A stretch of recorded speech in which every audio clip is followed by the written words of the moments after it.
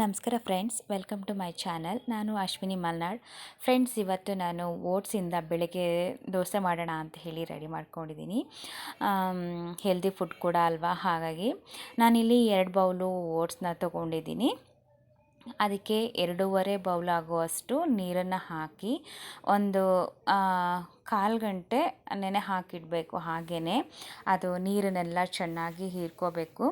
ಅಲ್ಲಿವರೆಗೂ ನೆನೆ ಹಾಕಿಡಬೇಕು. ಇದನ್ನು ಒಂದು 1/4 ಗಂಟೆ ಅಥವಾ ಒಂದು 20 ಮಿನಿಟ್ಸ್ ಇಷ್ಟಾದರೆ ಸಾಕಾಗುತ್ತೆ. ಮುಚ್ಚಿ ಇಟ್ಟಿದ್ದೀನಿ. ಹಾಗೆ ಅದು ಟೈಮ್ ಇತ್ತಲ್ವಾ, ಮತ್ತು ಸ್ವಲ್ಪ ಹಾಲನ್ನು ಕಾಯಿಸ್ಕೊಳ್ಳೋಣ ಅಂತ ಹೇಳಿ ರೆಡಿ ಮಾಡ್ಕೊತಿದ್ದೀನಿ. ಬೆಳಿಗ್ಗೆ ಆದರೆ ಏನು ಟಿಫನ್ ಮಾಡೋದು ಅಂತ ಹೇಳಿ ಒಂದು ಯೋಚನೆ ಆಗ್ತಿರುತ್ತೆ. ಹಾಗೆ ಇವತ್ತು ಕೂಡ ಹಾಗೆ ಅನಿಸ್ತಾ ಇತ್ತು. ಮತ್ತು ಹಾಗೆ ಸ್ವಲ್ಪ ಓಟ್ಸಿಂದ ಏನಾದರೂ ಮಾಡ್ಕೊಳ್ಳೋಣ ಅಂತೇಳಿ ರೆಡಿ ಮಾಡ್ಕೊಂಡಿದ್ದೆ. ಓಟ್ಸ್ಗೆ ಸೈಡಿಗೆ ಚಟ್ನಿ ಮಾಡೋಣ ಅಂತ ರೆಡಿ ಮಾಡ್ಕೊಂಡಿದ್ದೀನಿ. ಅದಕ್ಕೆ ಕಾಯಿ ಚಟ್ನಿ ಮಾಡೋಣ ಅಂತ ಹೇಳ್ಬಿಟ್ಟು ಕಾಯಿನೂ, ಹಸಿಮೆಣಸು, ಈರುಳ್ಳಿ ಒಂದು ಅರ್ಧ, ಮತ್ತು 1-2 ಬೆಳ್ಳುಳ್ಳಿ ಹೆಸಲು, ಸ್ವಲ್ಪ ಹುಣಸೆಹಣ್ಣು ಎಲ್ಲ ಹಾಕಿ ಚಟ್ನಿನ ರೆಡಿ ಮಾಡಿಕೊಂಡೆ.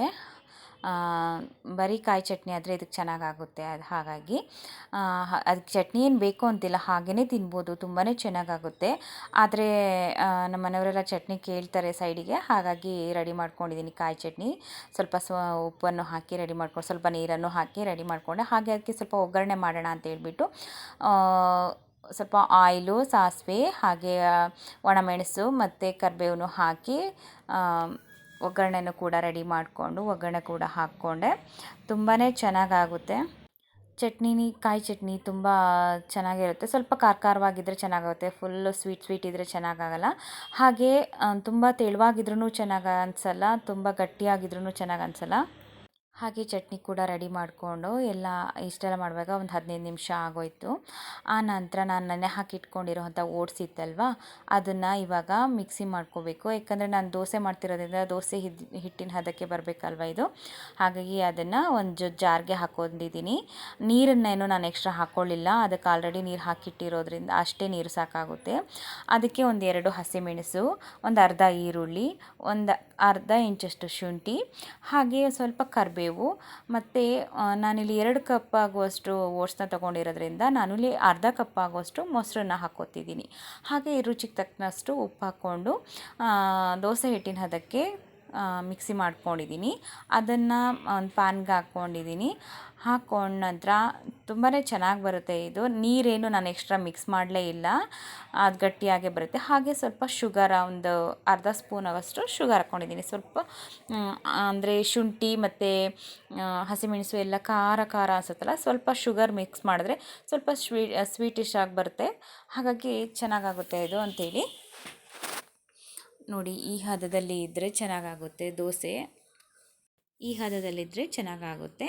ಅದಾಗಿದ ನಂತರ ಒಂದು ತವಕ್ಕೆ ಸ್ವಲ್ಪ ಆಯಿಲ್ ಹಾಕ್ಬಿಟ್ಟು, ಅಂದರೆ ನನ್ನ ಮನೆ ತವದಲ್ಲಿ ಸ್ವಲ್ಪ ಆಯಿಲ್ ಹಾಕಬೇಕು, ಹಾಗಾಗಿ ಆಯಿಲ್ ಹಾಕ್ಬಿಟ್ಟು ಮತ್ತು ಈ ಓಟ್ಸ್ನ ಬ್ಯಾಟರ್ ಇದೆಯಲ್ಲ, ಅದನ್ನು ದೋಸೆ ಥರ ಹಾಕ್ಕೋಬೇಕು ಫುಲ್ಲು. ನಮಗೆ ಎಷ್ಟು ದೊಡ್ಡ ಬೇಕಾದರೂ ಹಾಕ್ಕೋಬೋದು.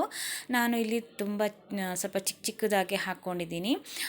ಸಣ್ಣ ಉರಿ ಕೂಡ ಇಟ್ಕೊಂಡಿದ್ದೀನಿ. ಅದಾಗಿದ ನಂತರ ಒಂದು ಸ್ವಲ್ಪ ಕ್ಯಾರೆಟ್ನ ತುರಿದು ಇಟ್ಕೊಂಡಿದ್ದೆ ನಾನು, ಮತ್ತು ಕೊತ್ತಂಬರಿನೂ ಕೂಡ ಕಟ್ ಮಾಡಿ ಇಟ್ಕೊಂಡಿದ್ದೆ. ಸ್ವಲ್ಪ ಈ ದೋಸೆ ಮೇಲ್ಗಡೆ ಕೊತ್ತಂಬರಿ ಸೊಪ್ಪನ್ನು ಹಾಗೇ ಕ್ಯಾರೆಟ್ ತುರಿನೂ ಹಾಕ್ಕೊಂಡ್ಬಿಟ್ಟು ನಂತರ ಇದ್ರ ಮೇಲ್ಗಡೆ ಸ್ವಲ್ಪ ಆಯಿಲ್ನ ಹಾಕ್ಕೊಂಡಿದ್ದೀನಿ.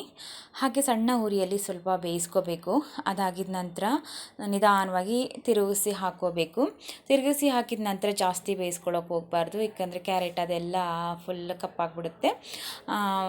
ಹಾಗೆ 1-2 ಸೆಕೆಂಡ್ ಬೇಯಿಸ್ಕೊಂಡ ನಂತರ ಮತ್ತೆ ತೆಗೆದುಬಿಡಬೇಕು. ನಿಧಾನವಾಗಿ ಸ್ಮೂತಾಗಿ ಮಾಡಬೇಕಾಗುತ್ತೆ ಸ್ವಲ್ಪ, ಯಾಕಂದರೆ ಓಟ್ಸದು ಬ್ಯಾಟರ್ ತುಂಬಾ ಸ್ಮೂತಾಗಿರುತ್ತೆ. ಹಾಗಾಗಿ ನೋಡಿ, ಈ ಥರ ಇನ್ನು ನಾನು ಸೆಕೆಂಡ್ ಒನ್ ಮತ್ತೆ ಹಾಕ್ಕೊಂಡೆ ದೋಸೆ.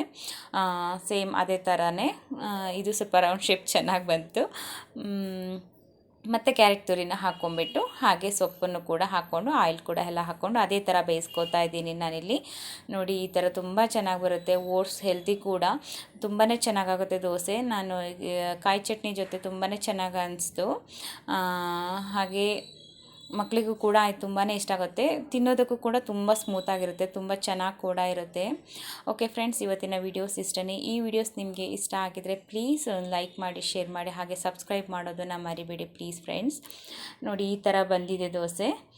ಕಾಯಿ ಚಟ್ನಿ ಜೊತೆ ಓಟ್ಸ್ನ ದೋಸೆ ತುಂಬಾ ಟೇಸ್ಟಿಯಾಗಿರುತ್ತೆ. ನೀವು ಕೂಡ ಒಂದ್ಸರಿ ಟ್ರೈ ಮಾಡಿ. ಬೆಳಿಗ್ಗೆ ಟಿಫನ್ಗಂತೂ ತುಂಬಾ ಚೆನ್ನಾಗಿರುತ್ತೆ ಇದು.